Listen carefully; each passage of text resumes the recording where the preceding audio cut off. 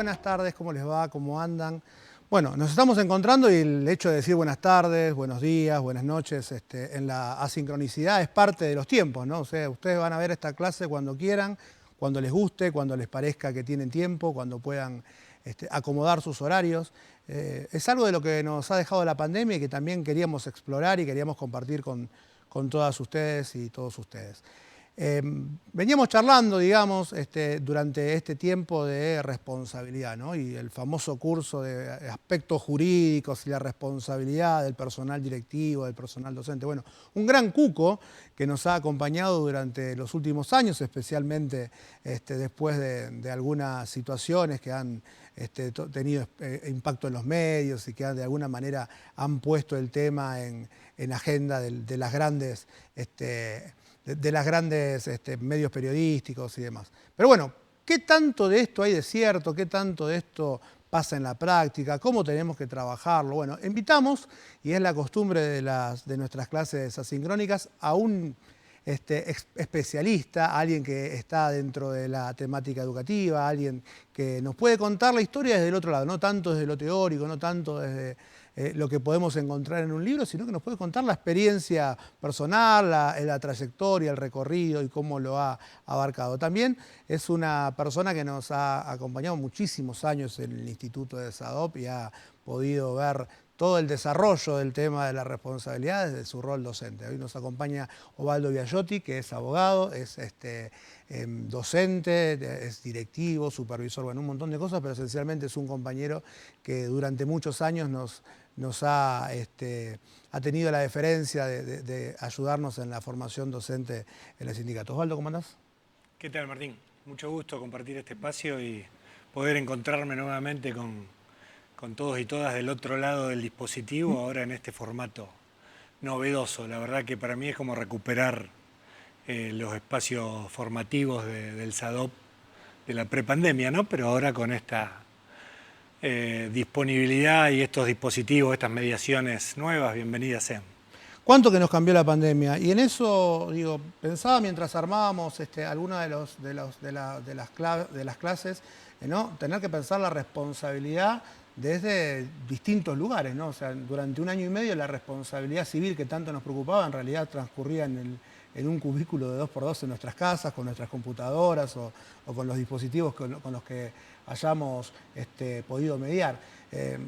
¿Cómo ves a lo largo, digamos, de este paso, de esta bisagra que se ha dado entre el 2019 y el 2020, 21, 22, la situación de las escuelas, ¿no? O sea, la situación del docente en ese contexto, la vuelta en burbujas, bueno, todo eso tuvo algún impacto en la responsabilidad, algo pasó en el medio.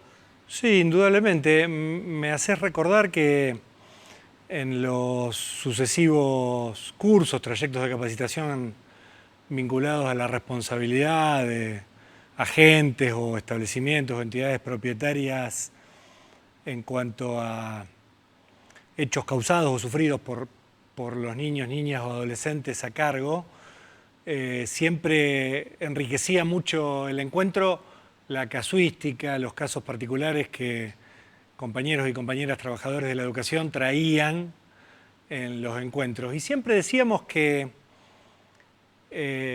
los límites espaciales y temporales eran cada vez más difusos, porque solían aparecer preguntas que tenían que ver con tal hecho que ocurrió en la esquina de la escuela o que ocurrió en un campamento, en una excursión y no dentro de la escuela. O algún hecho desafortunado que ocurrió a lo mejor 40 minutos después del timbre de finalización de la jornada. ¿Hasta qué punto implica la responsabilidad? Recordaba eso porque ahora, con esta bisagra a la que vos te referís de la pandemia, ciertamente eso cobra una dimensión mayor o más amplia en cuanto a posibles responsabilidades que no tienen que ver con hechos desplegados en el local escolar o en el tiempo estricto de clase, sino que obedecen a un vínculo que se ha hecho más amplio, más difuso, menos acotado. La verdad que hemos asistido en un tiempo relativamente corto a una verdadera disrupción de los formatos tradicionales de la escuela, y así como esto ha afectado todos los aspectos que tienen que ver con lo estrictamente educativo, pedagógico, didáctico, ciertamente que también pueden tener alguna repercusión en estas cuestiones jurídicas que tienen que ver con la responsabilidad, ¿no? El cuco, como vos decís también, ¿no? Un cuco de estos últimos tiempos, porque probablemente hace 2 o 3 décadas atrás los docentes no teníamos que preocuparnos tanto por responsabilidades jurídicas que implicaran nuestra función. Y sin entrar en valoraciones que quizás nos exceden, lo cierto es que la complejización de las relaciones humanas en general y las que tienen que ver con el ámbito de la educación en particular, han llevado a que hoy por hoy los equipos docentes, los directivos tengan que capacitarse, y por esto acá estamos, ¿no? En cuestiones netamente jurídicas que tienen que ver con la responsabilidad civil, cuestiones que tradicionalmente a lo mejor eran ajenas al docente, pero que hoy le demandan estar también en cierto modo empapado de eso, como un docente hoy no puede prescindir de cuestiones que tienen que ver con lo sociocultural o con lo sociológico o con la psicología del adolescente, con las nuevas subjetividades. Digo, cómo se ha complejizado, para bien o para mal, ¿eh? Impensado de cuando estábamos en la escuela, qué sé yo, cuando trabajábamos juntos en algún momento con Osvaldo, no pensar este tipo de cosas, ¿no? O sea, hemos tenido que ir a comisarías en algún momento, no hace mucho tiempo, a hablar porque algún papá enojado había ido a presentar alguna denuncia o hemos tenido que, bueno, denuncias en la RT, me imagino que en la aseguradora, perdón, no en la RT, sino en la aseguradora del colegio por el accidente de algún alumno, digamos, todo ese tipo de cosas que habíamos, que de alguna forma no nos parecían extraños cuando éramos alumnos, pero ya cuando empezamos a trabajar en la escuela se empezaron a volver, digamos, más cotidiano, parte del acervo de lo que teníamos que saber. Sí, o fueron cobrando con el correr del tiempo más entidad, empezaron a generar en las últimas 2 décadas, diría yo, más aprehensión, más preocupación, ¿no? Porque también evocando aquellos últimos años de nuestra escolaridad o los primeros años en que nos desempeñábamos con algún rol docente, recordarás, Martín, que la organización de un campamento era algo que estaba naturalizado y surgía espontáneamente, y hoy por hoy uno comprueba, recorriendo escuelas y conversando con colegas trabajadores de la educación, que los escrúpulos o las dudas o las inquietudes a la hora de organizar una actividad son mucho más que antes. Y uno de los factores tiene que ver con ese horizonte intimidatorio de la responsabilidad civil, la responsabilidad que eventualmente me puede caber si algún chiquito o chiquita se lesiona o si algo ocurre.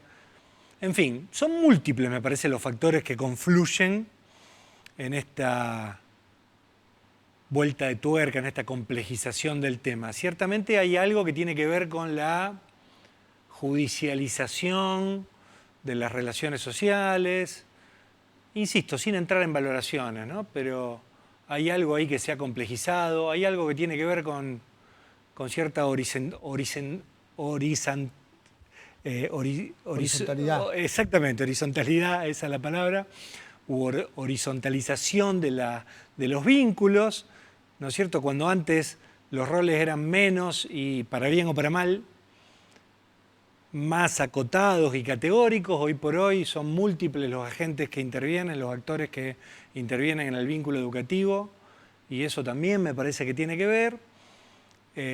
Hay también de por medio, y vos lo sabrás desde tu rol de representante sindical mejor aún que yo, ciertas actitudes, aisladas o no, de parte de ciertas entidades propietarias que hacen cargar a los docentes con mochilas que no les corresponden o no les corresponden del todo, falta de información fidedigna en cuanto a cuáles son los límites y los extremos que legalmente están dados para los temas de la responsabilidad. Bueno, lo cierto es que hoy por hoy cualquier docente, tarde o temprano en su carrera, siente la necesidad de capacitarse en estas cuestiones que tienen que ver con la responsabilidad civil, con los deberes a cargo cuando uno está frente a un curso, ¿no? Todo este fenómeno de la protocolización, ¿no?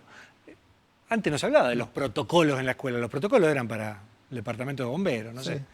sé. Ahora, sin embargo... Para un acto, en algún... Para un acto, exactamente, para cuestiones que tienen que ver, en todo caso, con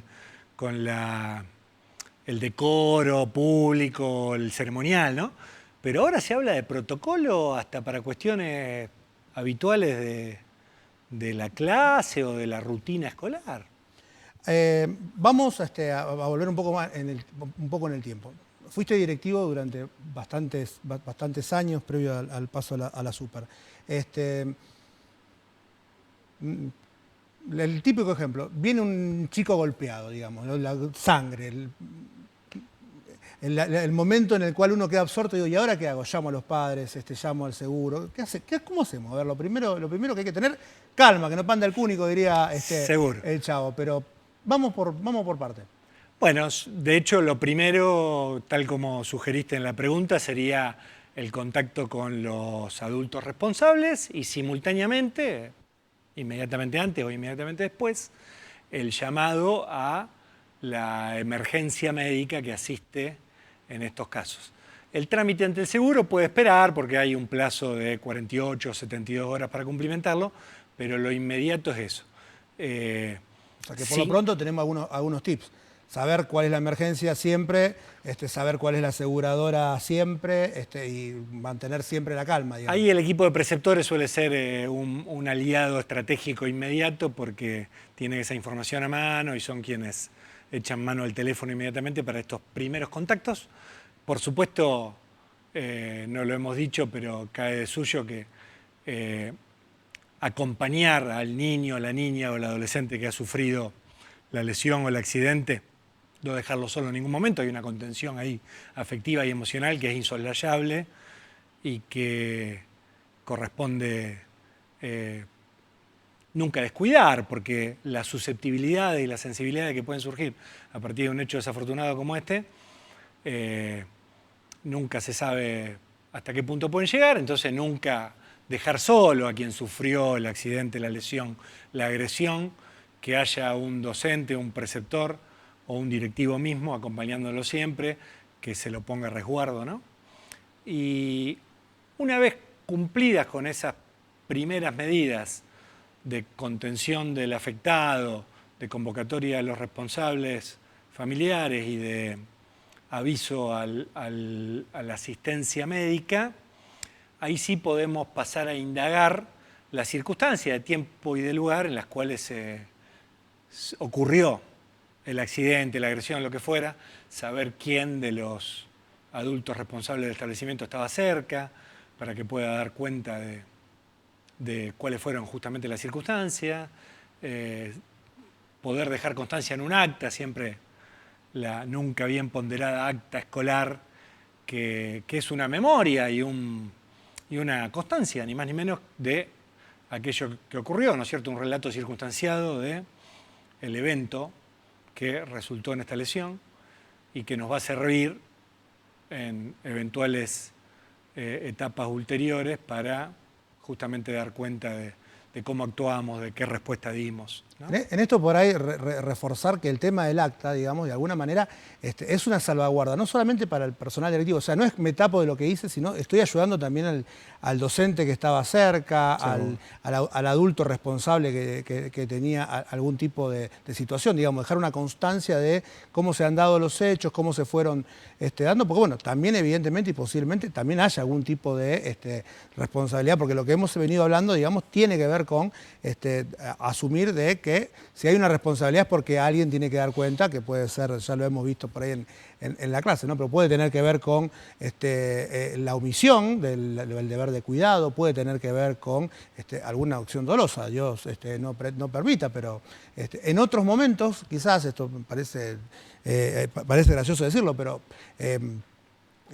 habría que pensar si en algún contexto, digamos, por ahí un partido de fútbol, tanto que en los colegios de varones como el que hemos trabajado y que hemos cursado, era común que haya partido de fútbol, profesores contra los quintos. Y bueno, Una lesión en esos partidos también, mal interpretada, podría ser un hecho que genere algún tipo de responsabilidad. Ahora, si nosotros circunstanciamos los hechos, los ponemos en el acta, siempre la palabra de testigos, de personas que han estado alrededor del hecho, creo que ayuda. Otra cosa que me parece que tenemos que tener presente es que nada de esto tiene que ser secreto. O sea, el sumario, el famoso sumario, la famosa investigación sumaria secreta es para el Poder Judicial cuando hay un delito penal. Pero las actuaciones tienen que estar a la vista, que los docentes puedan expresarse libremente, que si hay otras personas que puedan dar su testimonio, que es posible que alumnos de mayor edad lo puedan hacer, también nosotros lo podamos incorporar. Pero, llegado el caso... Con absoluta transparencia, con relevamiento exhaustivo de lo que ha ocurrido.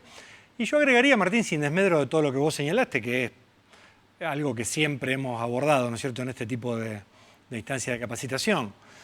Cuestiones que tienen que ver con el dolo, con la culpa, con eventuales denuncias, demandas, actuaciones prejudiciales y judiciales.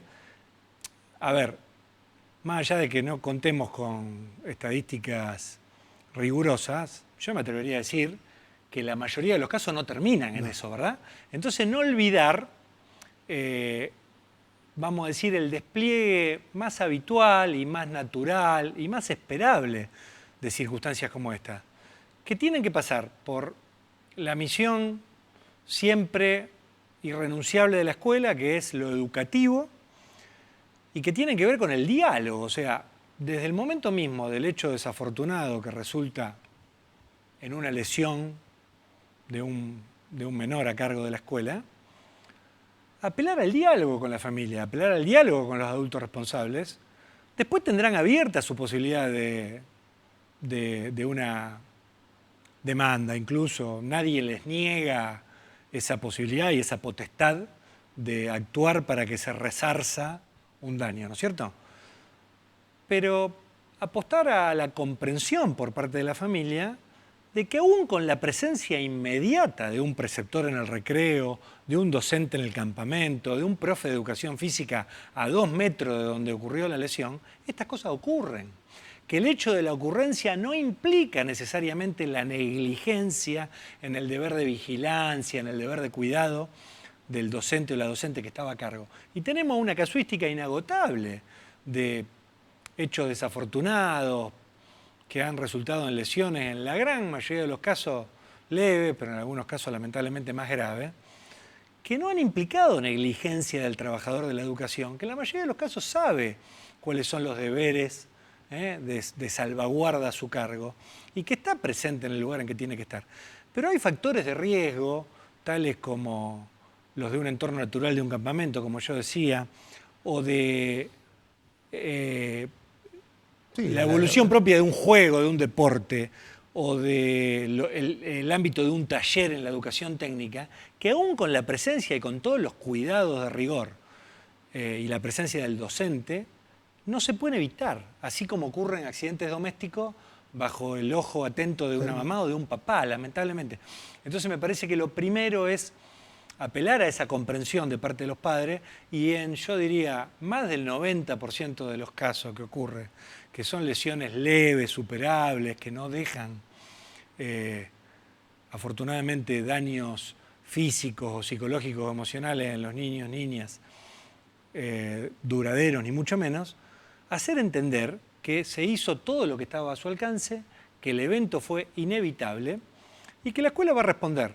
Primero con el seguro médico, en caso de que la familia no tenga una cobertura de medicina privada o de obra social, y que se lo va a seguir acompañando al niño, a la familia misma, para que pueda superar un evento que ciertamente puede haber sido ingrato y hasta traumático, pero que, insisto, en la gran mayoría de los casos no implica un daño de mayor entidad, ¿no? Sí, recurrir, digamos, a la fortaleza de la formación docente, digamos, más que a la fortaleza de lo jurídico, ¿no? Porque también ha pasado, ¿viste? Me vino esta mamá o este papá que son abogados o es abogada, entonces como que la parálisis, ¿qué hago?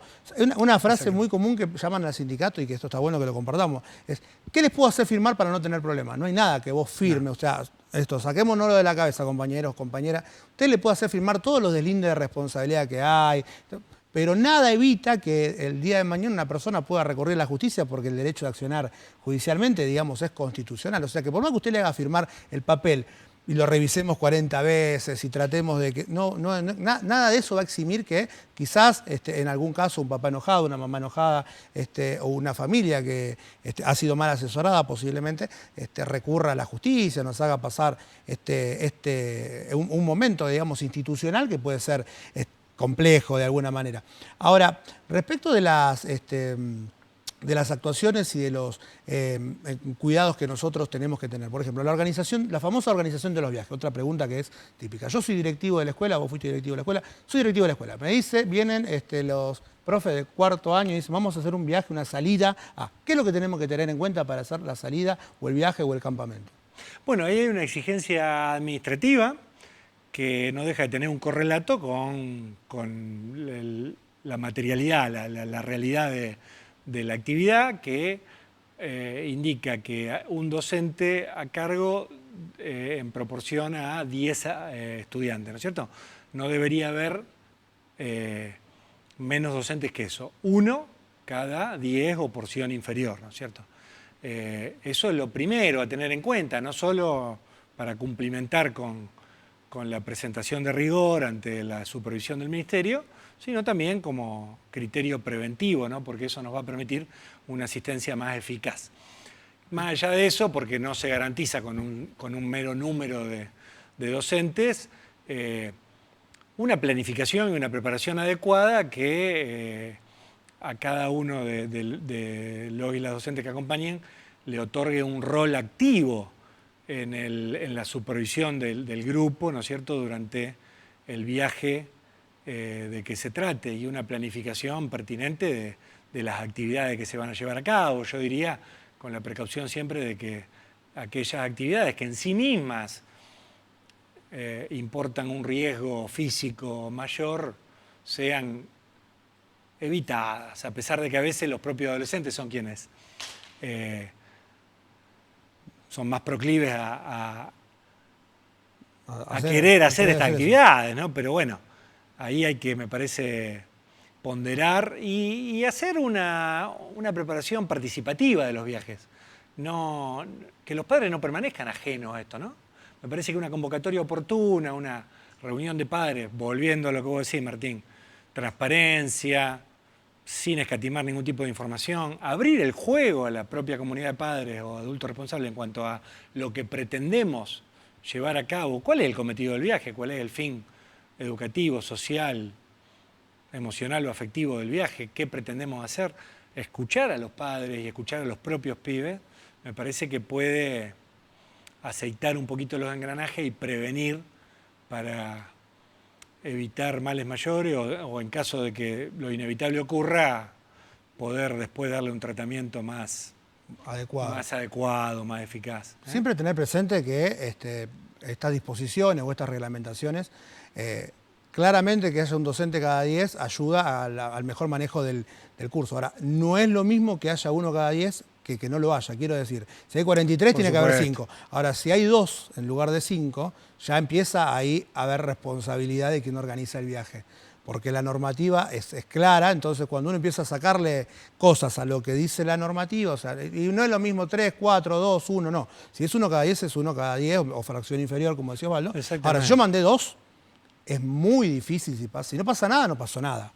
Ahora, si pasa algo, es muy difícil ya empezar a probar que en realidad, bueno, ahí empieza cuando es la parte donde empieza la responsabilidad a ser un poquito más centrada en la figura del directivo. Por ahí es posible que si no logré por X motivo, ahora sería muy común, ¿no? O sea, se me enfermaron 3 docentes o 3 acompañantes adultos de COVID el día antes, es posible que la salida no se pueda hacer. O sea, sería aconsejable incluso que no se haga. Evitarla, seguro. Porque ante cualquier eventualidad, ahí ya como que, si bien no se invierte la carga de la prueba, vos tenés que, ya tenés una responsabilidad objetiva. Si esto se hizo bajo condiciones en las cuales habitualmente no debería hacerse. Otro tema que siempre sale, Osvaldo, es qué pasa cuando se pelean los chicos. Caso de escuela media, adolescentes, grandes, se pelean lesiones entre los chicos. Y un papá va a la comisaría y se le pegaron a mi hijo en la escuela. Bueno, alguna vez hemos tenido alguna situación de esa. ¿Cómo es el tema de la responsabilidad entre los adolescentes, ¿no? Y qué responsabilidad le compete al directivo que se encuentra con eso, con uno con el ojo así, el otro, el agresor, el agredido, y vienen en la dirección? Porque los problemas entran a la dirección sin pedir permiso y nos encontramos con eso. Bueno, recordar a los compañeros y compañeras que fundamentalmente desempeñan cargos directivos que no hay ninguna obligación de hacer la denuncia.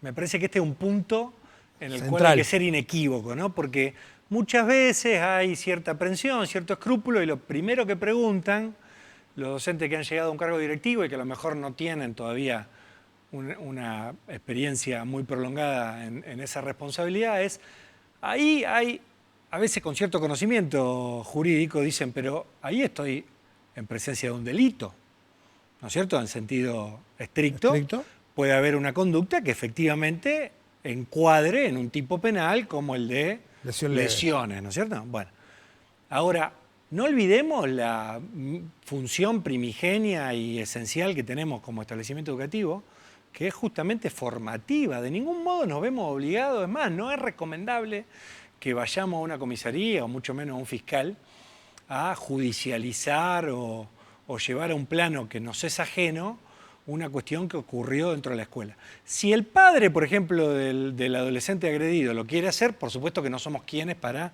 impedirlo, pero como establecimiento y como equipo directivo no nos sintamos de ningún modo obligados a la denuncia. Lo que ahí hay que hacer es, una vez más, apelar al diálogo, a analizar cuáles han sido los factores, las causas que confluyeron en esa agresión deliberada de un estudiante contra otro. Convocar, por supuesto, a la familia, habrá que analizar si es conveniente desde un primer momento generar un encuentro o si primero conviene la charla con una familia y con otra por separado, lo mismo con los propios chicos involucrados. Por supuesto que es ideal llegar a la disculpa, a la acción reparatoria antes que sancionatoria, pero bueno, dependerá de las circunstancias de cada caso, pero yo diría no olvidar esto de no tenemos ninguna necesidad de llevar el tema a un ámbito que nos es ajeno, tal como la seccional policial o el ámbito tribunalicio, judicial, ¿no es cierto? Démosle la respuesta para la cual estamos preparados, que es la respuesta y el tratamiento educativo, formativo, una vez más abriendo el juego, involucrando a las familias, a los mayores responsables, ¿no? Y a la vez que digo esto se me vienen a la cabeza un montón de ejemplos, volviendo a lo que hablábamos minutos antes, de estas agresiones intempestivas entre adolescentes, propias de quien tiene su temperamento y su personalidad en formación y todavía a lo mejor no ha logrado un dominio cabal de sus impulsos, y a lo mejor el preceptor estaba a 2 metros. Y pienso en casos concretos, ¿no? No siempre una agresión implica desatención o negligencia de ningún modo por parte de los agentes educativos. Pasa todo el tiempo que a lo mejor asistiendo a un número considerable de chicos y chicas en un patio, en un ámbito de recreo, en el momento menos pensado, a escasos metros de donde el preceptor o el docente está, uno le pega un cabezazo o una trompada a otro. Y ahí no hay más remedio sobre el hecho consumado de dar la mejor respuesta posible, analizando por qué se llegó a eso, cómo podemos trabajar preventivamente después a nivel comunitario para evitar que el clima institucional, digamos, y el clima relacional entre los chicos genere nuevos episodios de esa naturaleza, en fin. Evitar las vendetas y los agrupamientos. Exactamente. Bueno, pero ahí justo tocás otro tema que también es una pregunta recurrente, ¿no? Que tiene que ver con el contacto con los alumnos, ¿no? Ahora que está tan de moda el no contacto, digamos, ahora que nos hemos acostumbrado a los 1,5 metros, bueno, nos pasa regularmente, ¿no? Preguntaban las compañeras de educación especial, bueno, ¿cómo hago yo para cumplir el protocolo si trabajo en la modalidad especial y es muy difícil hacerlo? Bueno, no hay... Quédense tranquila que no va a pasar nada, más allá de las derivaciones que pueden venir de la enfermedad. Pero fue todo un tema, ¿no? ¿Qué pasa si tengo un nene, una nena se hace sus necesidades encima, se hace caca encima, lo Sí, puedo tocar, seguro. lo puedo limpiar? Si no firmé el papel del papá, le tengo que pedir al papá que firme un papel. O sea, lo puedo tocar. ¿En qué? Al adolescente, digo, hay varias situaciones ahí que tienen que ver con el contacto interpersonal que en la vieja escuela, digamos, o sea, cuando nosotros éramos chicos seguramente no pasaba. O sea, yo nunca Se hubiera asumía que era que, normal que la exactamente. señorita venga y te acaricie o que, bueno, Sí. hay algunos tips que tenemos que tener presentes Sí, yo creo seguramente. que ahí cobra especial importancia el diálogo previo, digo, para las compañeras de la modalidad especial, ¿no? O para las compañeras de nivel inicial, donde más allá de que existiere o no alguna patología o alguna condición específica de parte de los estudiantes, puede haber también algunas particularidades por el solo hecho de la temprana edad de los niños y niñas a cargo, ¿no? A mí me parece que el diálogo previo, la reunión de padres y madres o adultos a cargo, la conversación personal en los casos en que consideremos que puede haber extremos o particularidades que así lo meriten, me parece que cobra especial importancia. Y, ¿por qué no? Se puede avanzar en algún instrumento que no requiere de ninguna formalidad en particular, que es simplemente dar cuenta por escrito de Ahí ese está. consentimiento previo que los padres de un determinado niño o niña otorgan, ¿no? Me parece que en algunos casos se puede indicar como lo recomendable. Ahí, bueno, juega mucho el ojo, la cintura del directivo, del docente para evaluar si es necesario o no. En algunos casos uno puede identificar que puede resultar áspero, chocante pedir la firma en cierta Bueno, autorización, bueno, como pero no padre, está, no está de más, ¿no? a nosotros como papá, seguramente a vos te pasó lo mismo cuando por ahí en el jardín te lo piden con tus hijos, vos te resulta chocante al revés, digamos. O sea, ¿cómo le voy a...? Me piden permiso para Claro, hacer esto con mi hijo, ¿no? O exactamente, sea, y exactamente. en los adolescentes también, digamos, ¿no? Cuando son situaciones de adolescentes, tenía siempre la precaución de si hay alguna situación particular en que hay que asistir, que hay que tener algún tipo de contacto, bueno, sin pedir la palabra del adolescente, hacerlo con algún otro compañero que nos asista, siempre el personal directivo estar presente. Hay situaciones que son complejas. No vamos a poder resolver la totalidad, ni ahí existe la fórmula mágica para poder atender este tipo de situaciones, porque también digo,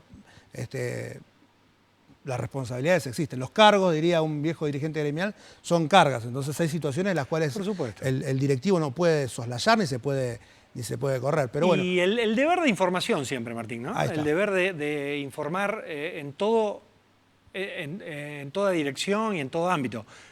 Mencionábamos ya en más de una oportunidad la necesidad de que la información sea transparente, que la gestión sea participativa, que a los padres se lo involucre en la organización de un viaje o en cuestiones pedagógicas, didácticas propias de la escuela, digamos. Y en los casos en que particularmente a un trabajador de la educación le toca intervenir de modo directo en un hecho ingrato de agresión o de lesión o de lo que fuere, informar inmediatamente al superior inmediato. O sea, si soy docente, si soy preceptor, al vicedirector o al director, la directora. Si soy director o directora, al supervisor y en simultáneo al referente del equipo socioeducativo que me corresponda, sea la escuela de gestión oficial o privada. No olvidar que los equipos socioeducativos interdisciplinarios desde hace no menos de una década cumplen una función esencial en todo tipo de situaciones conflictivas o complejas que nos toquen como directivos o como docentes en la escuela. Entonces, siempre recurrir a la par del supervisor, al referente profesional, integrante del equipo socioeducativo, para que ahí ellos activen el procedimiento que corresponda según el caso. Hoy es un punto de apoyo insoslayable el equipo socioeducativo. Una vez más tiene que ver con lo que ha sido la complejización de las relaciones sociales en general, que no escapan al ámbito escolar, y que, bueno, en alguna oportunidad han ameritado que se sume como un actor relevante hoy en el sistema la presencia de estos psicólogos o profesionales del ámbito de la psicopedagogía que asisten a la escuela en situaciones complejas. Así que esta doble convocatoria, al supervisor pedagógico y a los integrantes del equipo socioeducativo, amén de aquellas escuelas de gestión privada, fundamentalmente, que cuentan con actores internos, algún tipo de gabinete, como decíamos antes, o servicio de asistencia psicopedagógica, ¿no es cierto? Y siempre a los padres, siempre a los adultos responsables de los estudiantes que estuvieran involucrados, ¿no? Siempre también tener presente de que, bueno, en el caso puntual de las escuelas privadas existe una situación que al haber dueños de la escuela o haber entidades propietarias, seguramente tienen una asesoría jurídica que hay que recurrir, que también es aconsejable ante una duda. Preguntar, ante la duda hay que preguntar, digamos, ¿no? Exactamente, y el involucramiento del representante legal, que no lo nombré, pero en el caso de la gestión privada aparecería como un rol más a la par del supervisor, poder dar aviso al representante legal. Y acá cobra significatividad lo que hablábamos antes del acta. Porque para dar cuenta, qué mejor que un acta circunstanciada, que hayamos podido labrar en la medida de lo posible, transcurrido el menor tiempo posible después del evento que ha generado la lesión, la agresión, la situación compleja, ¿no? Entonces el registro escrito siempre nos va a permitir poder dar cuenta de modo fidedigno, preciso, de lo que ha ocurrido, de quiénes fueron los involucrados, quiénes fueron los testigos, los que pueden dar cuenta de lo que ocurrió en ese momento. Acá siempre ser muy cuidadosos, agregaría como tip en cuanto al acta, de no volcar valoraciones de ningún tipo, ¿no?, en el acta. Que el acta sea un reflejo objetivo de la realidad, reproducir los dichos, a lo mejor de los propios niños y adolescentes, del modo más textual posible o con un parafraseo mínimo, pero siempre obedeciendo a lo que se dijo, y de ningún modo calificar, ni adjetivar, ni deslizar valoraciones, porque eso será materia de lo que venga después. Lo importante del acta es que sea el reflejo más fiel posible de lo que objetivamente ocurrió y de lo que la gente vio, escuchó o percibió de modo directo, ¿no? No es necesario que relates el hecho, pero ¿se te viene a la mente en tu función de director algún hecho que te haya particularmente puesto en alerta, te haya asustado, te haya puesto en aviso? Sí, Martín, por supuesto. Sí, algunos que uno en cierto modo quisiera olvidar, pero que lo acompañan siempre, porque estamos hablando de riesgos de vida. Estamos hablando de casos de conductas autodestructivas de parte de algún adolescente, que a lo mejor no fueron en la propia escuela, pero que llegan al ámbito de la escuela. La escuela es una caja de resonancia de cuestiones que ocurren en casa, ¿no? O la presencia de armas de fuego. Hace poco hubo un caso que cobró repercusión mediática, pero no es algo nuevo.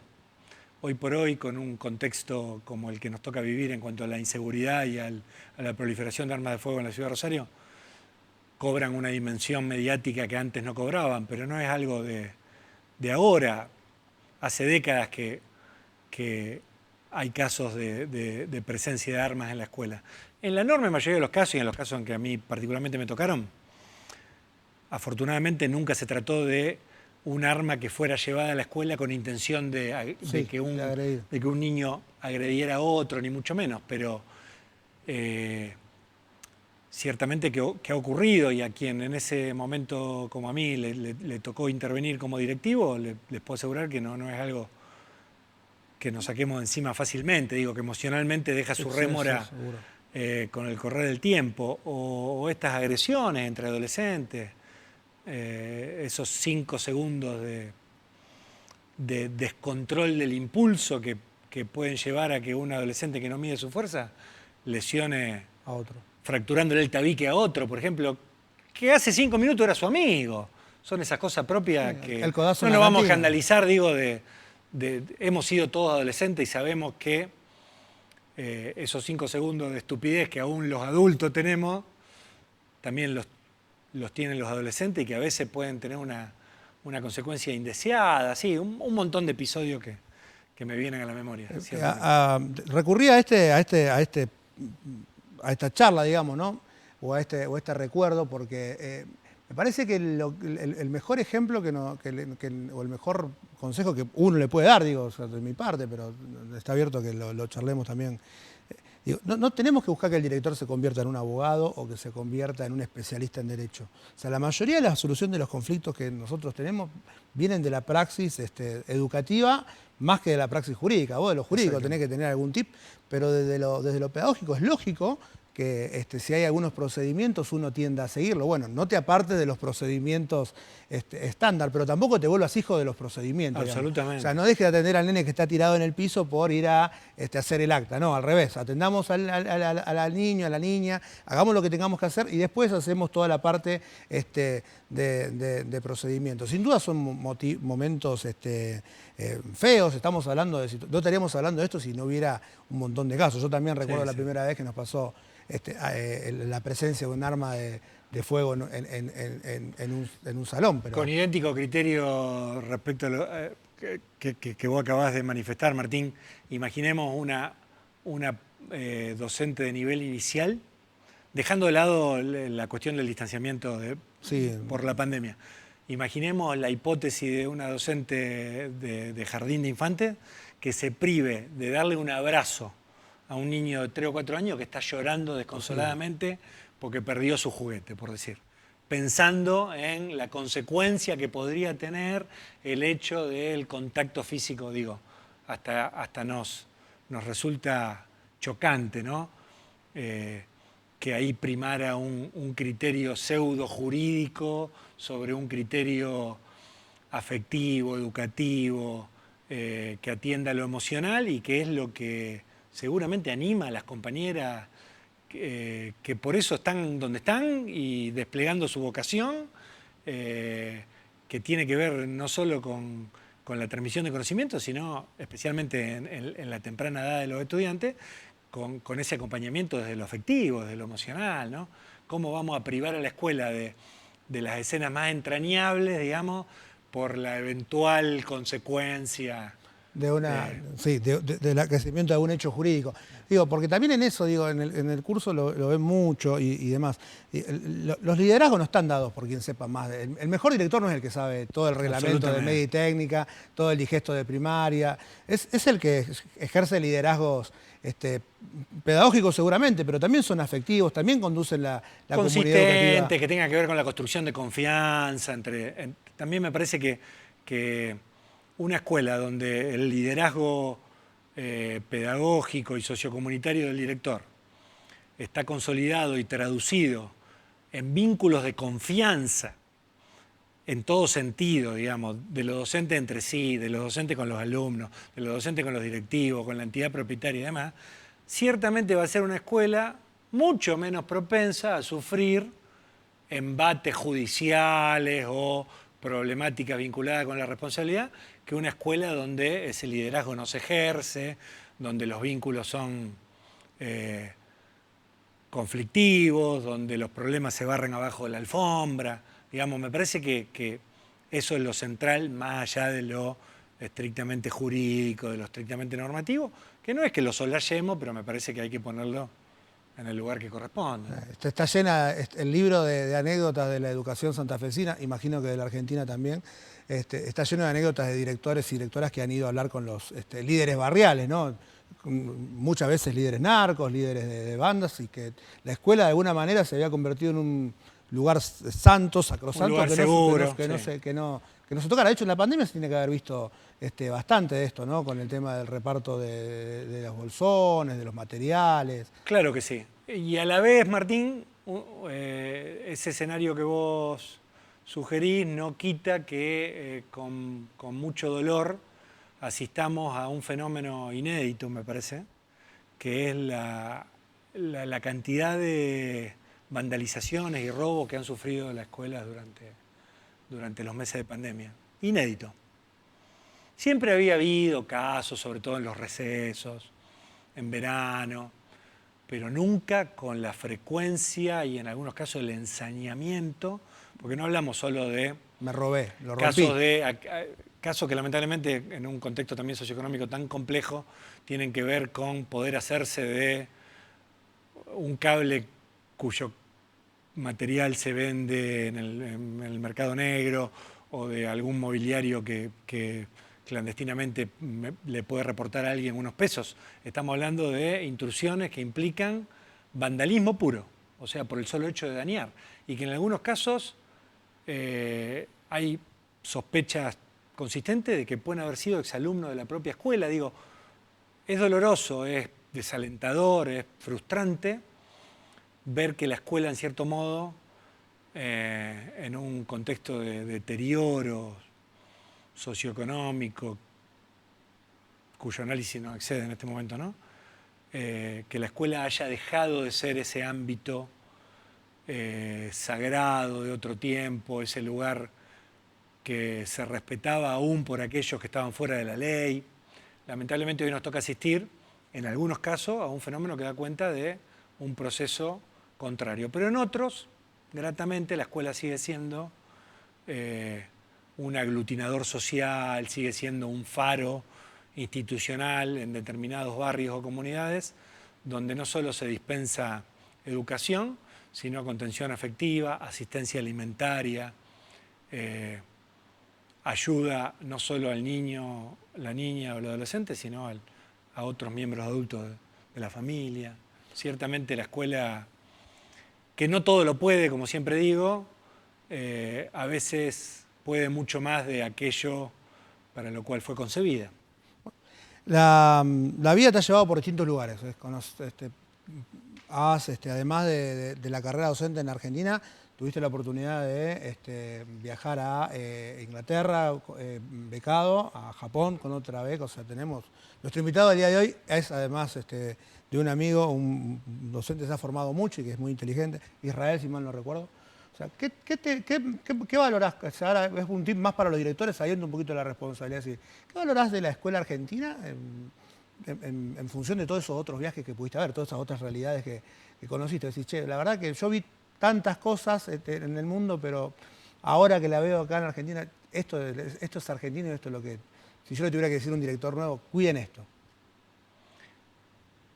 Qué buena pregunta, porque ante cualquier interrogante que invite al contraste y a la comparación, haciendo la salvedad de que mis experiencias formativas a las que aludiste fueron en países del primer mundo, o sea, en países presupuestariamente Están un poco más holgados que nosotros. mucho más holgados que nosotros, donde no existe esta lógica lamentable de la frazada corta o de correr siempre detrás de las demandas de infraestructura o de recursos. Países donde, hay que decirlo claramente, todo es más previsible, digamos, en términos de recursos materiales fundamentalmente.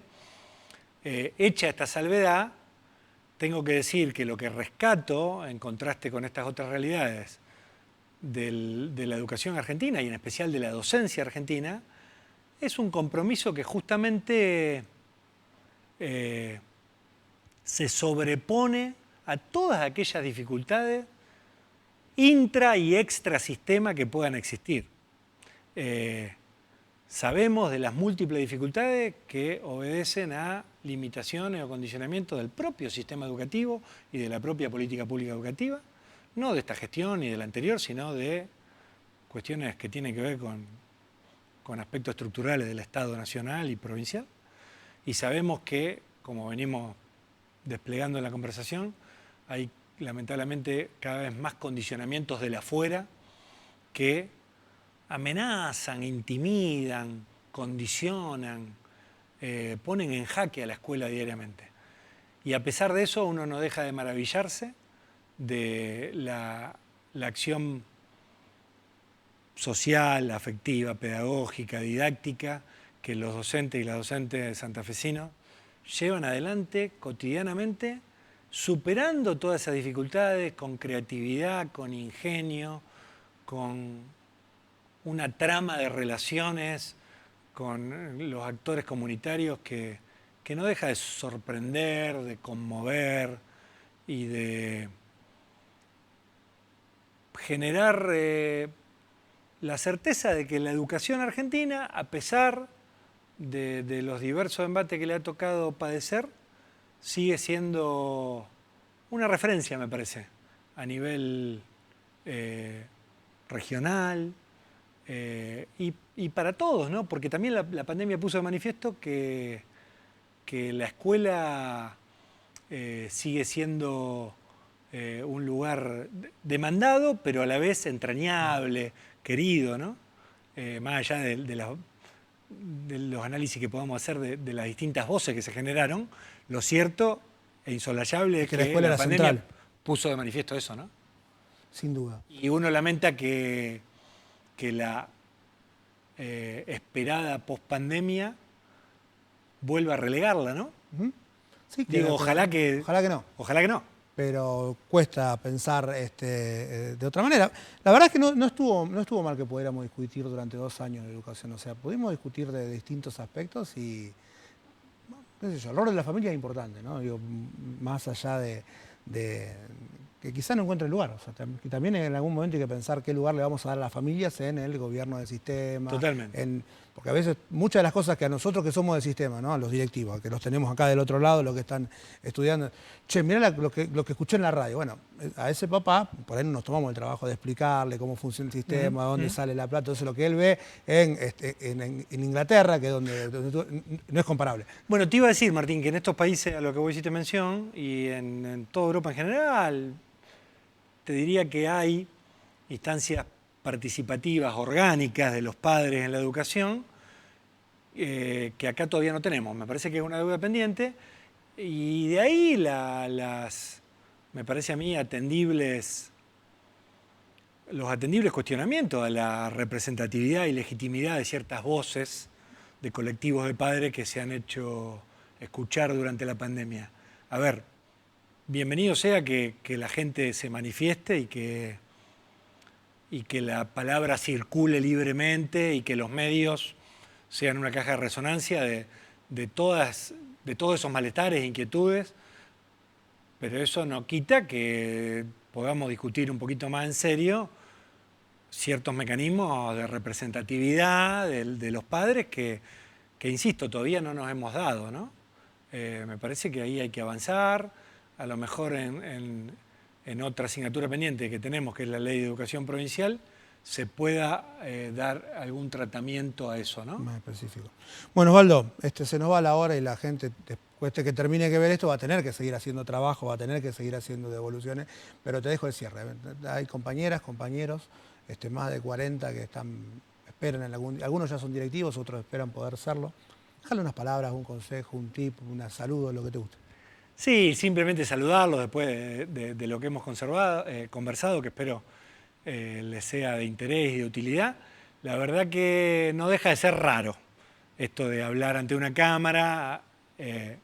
Por suerte a Martín sí lo tengo a mi alcance, digamos, pero no deja de ser raro para aquellos que hemos desplegado una trayectoria fundamentalmente en la presencialidad, tener que ahora apelar a estos dispositivos, a estas mediaciones. Pero bienvenido sea también, porque nos permite ampliar el aula y aunque la presencialidad en algún punto sea irreemplazable, no deja de ser enormemente satisfactorio para mí poder participar de estas instancias de capacitación de SADOP a través de este medio.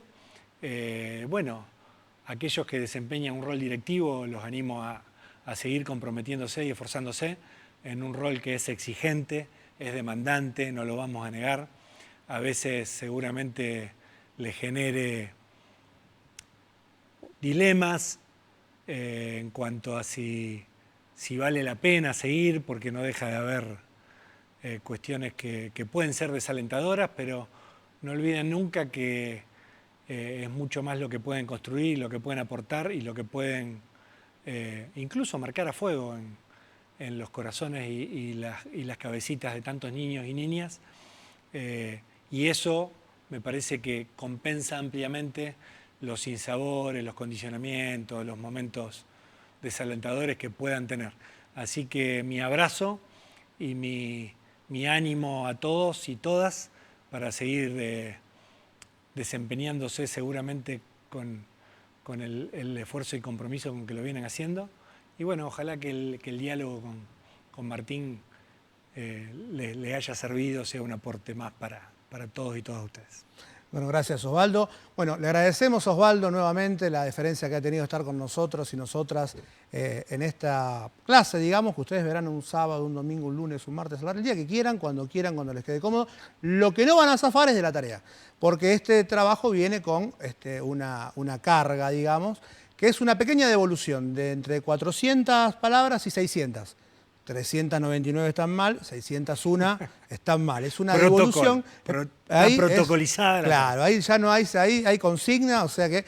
¿Sobre qué la devolución? Solo que les pareció la charla, una opinión, un comentario, una experiencia compartida, algo que le haya deparado entre 400 y 600 palabras. Después le vamos a poner en la plataforma qué día tiene que estar la devolución cargada. Y por lo demás, bueno, me quedo con lo que decía Osvaldo.